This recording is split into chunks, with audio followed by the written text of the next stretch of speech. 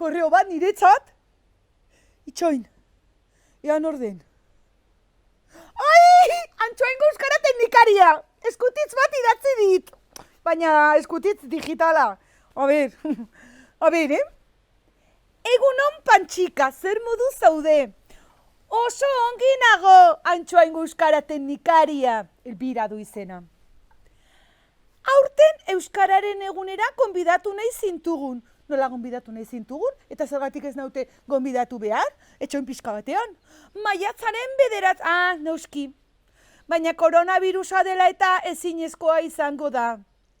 Baina ez tristetu, Pantxika, esaten du ez tristetzeko. Zebaikorra den emakume hau, txika. A ber, izan ere, Antxoainen euskararen egunak egunero dira. Ai, ze poeta den, Eta hori egia da, haizu, eguna ospatzen dugu egun batean, baina euskararen eguna egun guztiak dira. Eta gauza pila bat egin ditzakegu, ezta? Euskaraz etxean begira euskaraldiarekin tope gabiltza. Dena puntazoz beteta, pintxopot egin genuen aurreko egunean, ari gara zerrendan, ia ez dugu inor gazteleraz, jazkagu denak hau bizi, baina bueno, berarri pres batzu, baina bueno.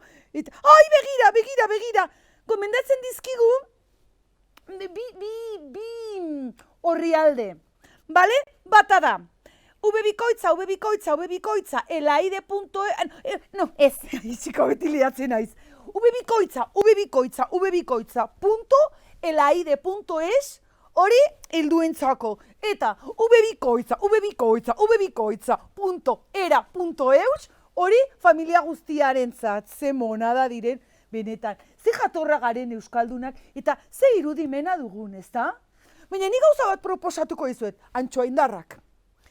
Zergatik ez duzue aprobetxatzen egun hori, maiatza bederatzi, zerbait berezia egiteko zuen etxeetan, edo zuen balkoian, edo zuen lehioan, baina noski euskaraz, zergatik ez duzue aprobetxatzen, Hor uzten dizuet, eta azkeneko mezua, osasuna, maitasuna eta elkartasuna guztiontzat.